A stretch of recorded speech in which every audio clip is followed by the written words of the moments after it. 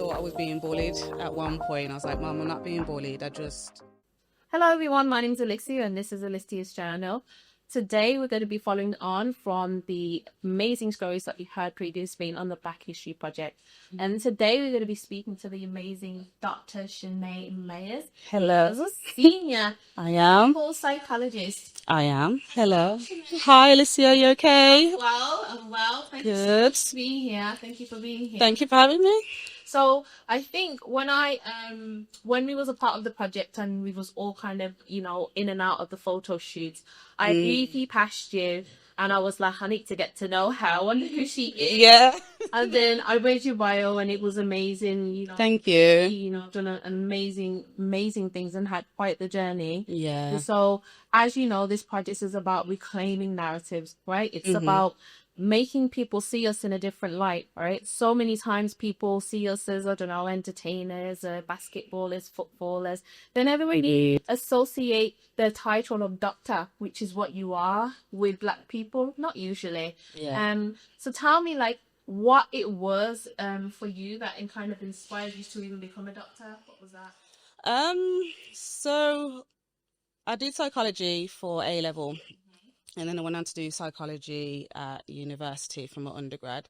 So I think it's from me being nosy. I've always wanted to know why we do the things that we do, why we think the way that we do, and just wanting to know more, really. And to be fair, coming out of uni, I didn't know how to be a psychologist. It wasn't spoken about on the course. So I did come out feeling like a little bit lost because I was like, okay, I kind of know what I'm supposed to be doing, but no one really told me. So I just kind of found my way really and figured it out, and then ended up doing a master's degree. And then it was from that I had kind of a clear vision then of, okay, I need to do this and this to get to being a psychologist. And it was a really long journey. I'd say it's about 10-year studying journey. And I got there in the end, and now I'm a doctor. So that's all of it. Thank you. I think for me, you are an inspiration, and I hope when your Black girls see it, they understand that it is actually something that is achievable and obtainable. One of the things that, as I said, the project is about is reclaiming narratives, and I think when you were young Black girl born, you have so many narratives placed upon you. Yeah. So tell me, what reclaiming narratives means for you. So reclaiming narratives is kind of being transparent, sharing your story, owning your journey, and giving yourself a chance to shine. Because actually, I grew up with, saying that you had to always try your best, but your best had to be better than everybody else's best. So actually, it's like giving yourself a chance to shine and just, letting the world know what you do. Because, I think I'm someone that doesn't really like focused attention on me. I used to be very, very shy as a child. So, I just got used to kind of just being in the background, just doing what I'm doing and not really shining a light on myself, not really allowing myself to shine in that way. So that's what it is to me. It's, sharing my story. Okay. So it's something about you mentioned it before, how, if you're a Black or brown person, you have to work twice as hard, right? And sometimes I think we don't realize that there are people who might be other counterparts who are in these, professional spaces, creative spaces, who don't necessarily work as hard as we do, but they seem to be rewarded for the things that, we have to work twice as hard to get. We do. So I think the reason why I'm bringing it up is because, I can only imagine what your journey through academia might have been like, right? You having to kind of push through those barriers to definitely get to be a doctor and a senior clinical psychologist. So tell me about those challenges. What was that like? I think the first challenge I had was in secondary school. So I experienced depression from say year 9 to 11. I didn't really understand what it was at the time. I just knew that I felt really overwhelmed. I found school really overwhelming, so I just didn't want to go in. Thankfully my mom didn't push me, because I probably would have burst into tears if I had to go into school. And she actually thought I was being bullied at one point. I was like, Mom, I'm not being bullied. I'm just finding school overwhelming. I just don't want to go in. So I found myself kind of going in for like 1 week, kind of getting all the work that I needed to do. And the next week I would be off, but I would do it at home. So I'd come in with like an essay done, with my art outcomes done. So like, it wasn't really flagged up as such in terms of my attendance, but it always came up when I had reports or parents' evening, like, okay, Sinead's doing really well, but, you know, need to improve attendance. And I remember going to my head of year at the time, because what she would do is then kind of basically harass my friends and be like, is Chanae in? Is she in school today? And obviously that was adding additional stress. So I went to her and I said, you know, I can't really articulate what I'm feeling, but I'm just finding it really overwhelming. And then I remember her saying, like, I get it, Chanae, but I have kids whose parents have died. And it just made me feel even worse and just really invalidated. So I was just like, okay, well, I felt really like, why did I even share if that's the way you was going to take it and then make me feel? So I kind of made it my vow to never make anybody else feel the way I felt in that moment, and not make anybody else feel invalidated, because that really stuck with me. So that was kind of like the first barrier. And then I went on to do like psychology in A level and then university.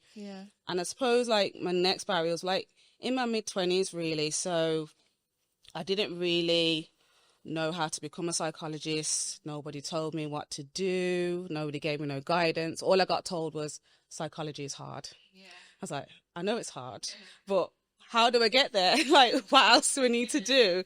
And that's all I got told. But I'm quite a stubborn person. I'm very determined. So I was like, you know what? I'll get there. I'll prove you wrong. I'll prove you right that I can do this. And then I remember like I was applying for like assistant psychologist jobs, because that's when I realized, okay, I need to get one of these jobs in order to kind of get my foot in the door. And I just wasn't getting anywhere. Like I wasn't even getting shortlisted for interviews.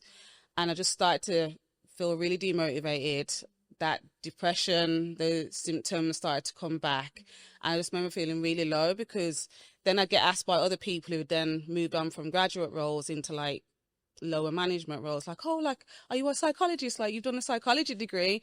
And I remember having to tell them, like, actually, it's not that simple. Like, just because I've done a psychology degree doesn't make me a psychologist. And I said, I'm working towards it and I'll get there. But at the moment, this is where my journey is. And I remember going to my dad and I was just like, Dad, I'm not getting any interviews. Like, I think I'm going to have to do a master's.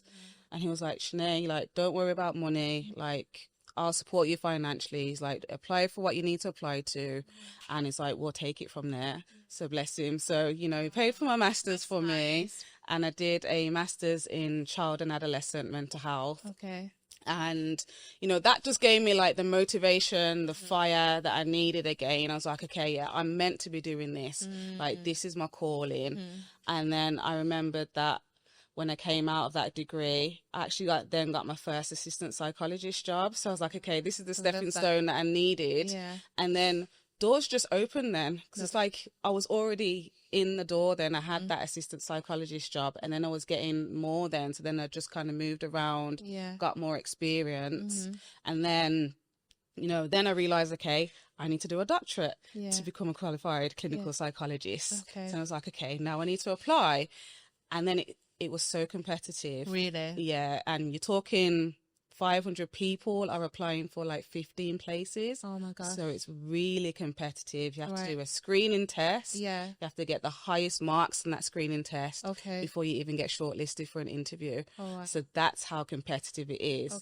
And then also like so we have like trainee psychologists that usually come to like different services. And then when you're looking around, they're white. Your supervisor is a middle class white woman. And it's like, nobody's coming through the door that looks like that's looking like me.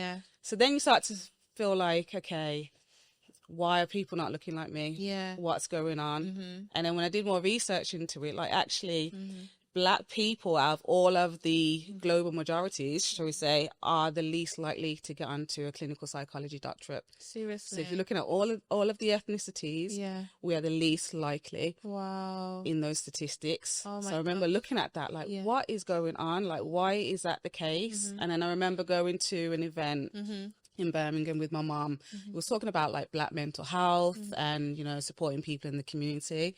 And was in a workshop, and I remembered like a lady like putting her hand up, and she was like, I'm a psychologist. And I like turned my head so fast, like, oh my God, they exist. And it's a Black woman. I was like, oh my God. Yeah. And then I remember like running up to her at the end of the workshop. I was like, you were like the first Black female psychologist that I've met. Wow. I was like, please come and keep in touch. Yeah.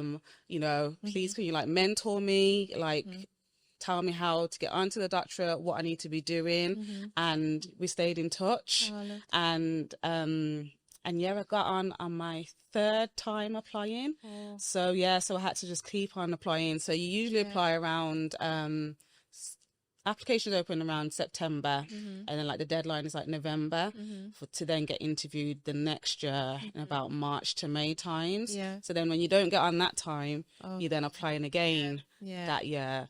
And then like I think the second no like really knocked me, like I was hysterical crying, because I was like, God, what else do we need to do here? Like, I'm in an assistant psychologist role, and I'm seeing people move on to management roles, like, you know, they've got good salaries. And I'm like, God, when is my time? And I remember like crying to my friend, and she's like, Chanae, like, God's got you. You've got your own journey. Like, just stay in your lane, follow your lane, and know that you'll get there. And I was like, okay, like I picked myself back up, prayed, you know, I did the crying. I was like, let's go back to the drawing board. Okay, let's get NHS experience now.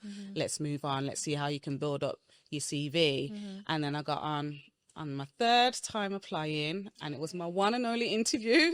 And I was like, you know what, Chanae, you're going to do this. All you need is an interview. And then I got a place. Love that. It sounds like the journey's been hard and tough. Yeah, it was a hard journey. And it sounds like you've had people who along the way have kind of dismissed you, not validated you, not necessarily supported you and embraced you. But despite that, you kept going, right? There was something like a fire inside of you.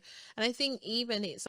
Shout out to our sponsors, Arts Council England, Fashion Afrique, and Anais Art. Without you, none of this would be possible. You truly have helped to keep our vision and our mission going.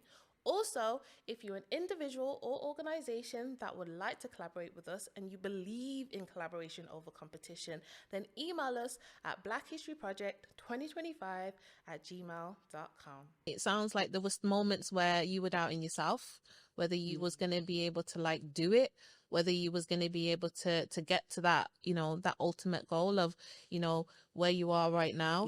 And so I think what I really want to ask is like, and it's a bit off topic, but how do you overcome those battles? Because there's going to be people that watch you, right, that are at like the start of the journey, right, and they're going to be looking around the room and they're going to see people who don't look like them, just like you did, right, and they're going to see people who are like I guess we'll call them gatekeepers, who pretty much have, you know, the power to say yes or no, right, and that's quite a daunting experience to be in.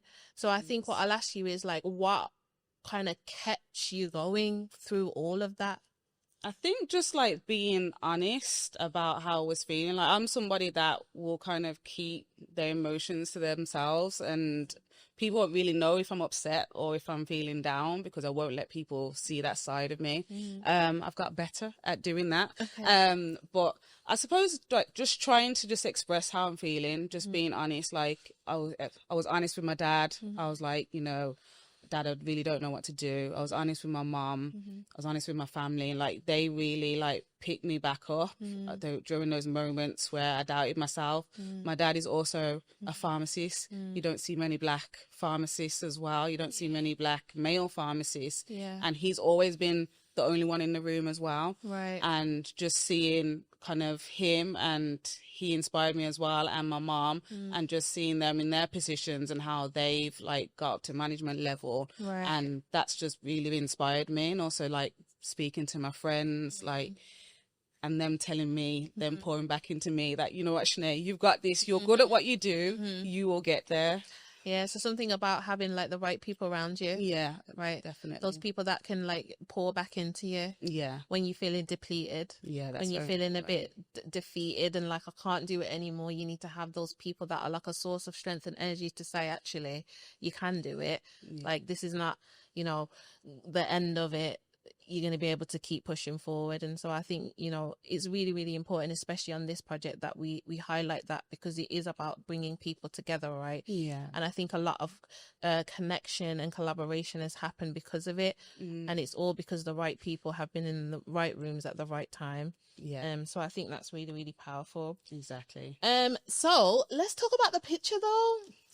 So the picture has been in many different places, right? It's been to universities of East London. It's been to Birmingham Library. How does it feel to see yourself represented in this way, especially in those spaces? I know it feels nice. Like I said, I'm not somebody that likes focused attention on myself. So like, oh, that's me. So yeah, it was nice. It was a nice experience doing it, and knowing that my picture's out there, my bio, getting that exposure. So yeah, that's like, feels like a little bit alien to me. So yeah, it's been a nice experience. One of the things that I noticed when the pictures were in Birmingham Library, there was like a lot of young girls just kind of around, hanging around, you know, like when you're a teenager, you hang out in the library and stuff. And so I noticed that they was looking at the pictures and kind of like really intrigued.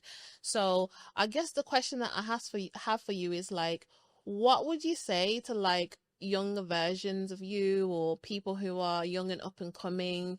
You know, what do you hope that they can take from seeing your picture, Dr. Chanae Mayers, in the Birmingham Library?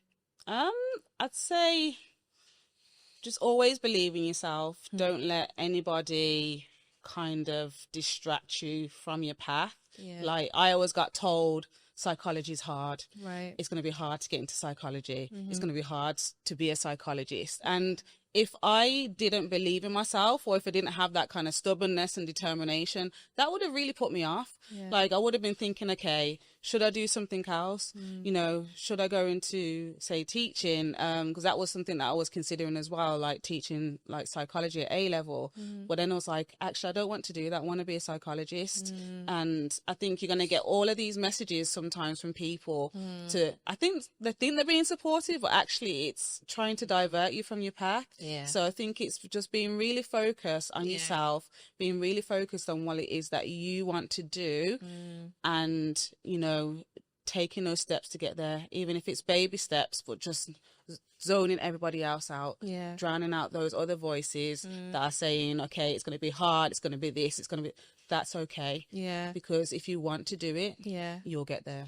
And I think that's really important, right? Because, you know, don't give up and kind of believe in yourself. That's amazing. But I think that what happens is there's a pivotal moment that happens in our lives, and you say, you know what, when I'm older, kind of like when you was at school and the teacher kind of devalidated your experience, you was like, actually, like, I'm going to turn this into something else. I'm going to become a person in a space that actually, you know, listens to people, right? Encourages people, is supportive of people. So I feel like, you know, although it was all them years ago, it's very much connected to who you are right now.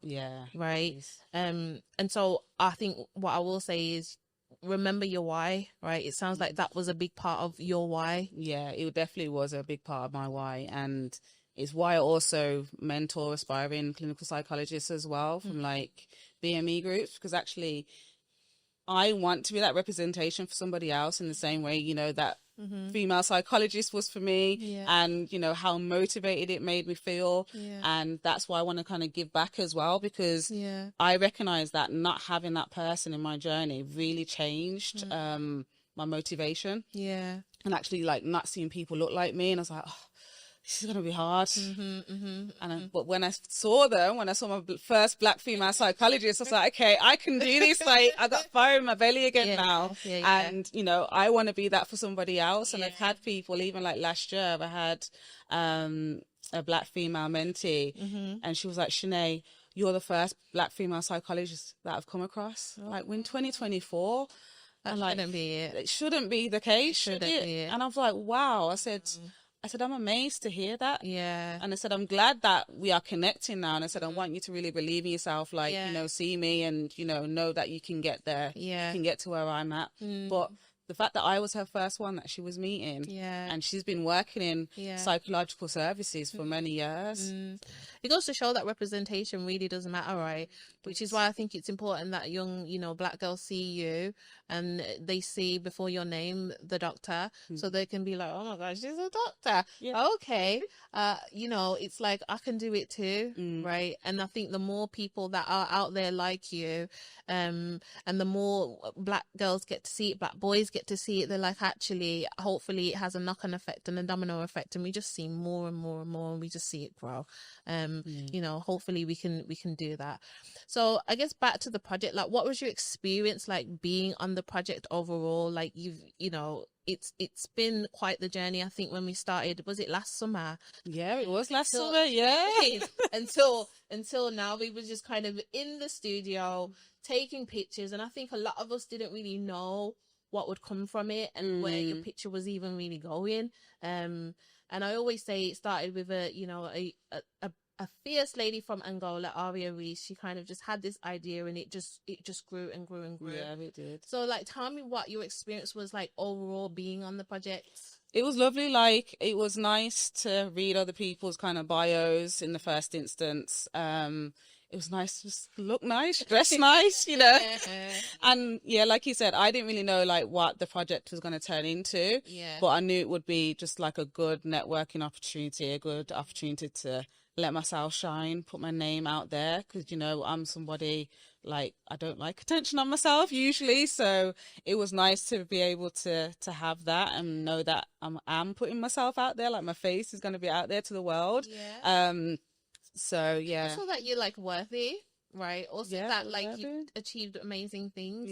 Also that, you know, you are, you know, a Black senior clinical psychologist that has a doctorate. Like, that's to be celebrated. Yeah, definitely. And I think there's a lot of people out there that have these amazing, you know, qualifications, and you know, they're doing amazing things in the community, and they're inspiring other people, and they're just going about their day and they don't even really know it. Yeah, right? exactly. And I think when I saw your bio, I was like, yeah, this lady, I need to know who she is. I need to connect with her, because you are an inspiration, and I think you should know that. And, you know, here are your flowers. If Thank this you, is girl. me giving you your flowers, basically. Thank you so much. Thank you, Alicia. I appreciate you coming. Thank you so much. That is it, guys. If you would like to get in touch with Dr. Chanae Mayers, then all her information will be down in the description box below. Take care, and we'll see you again soon. Bye-bye. Bye.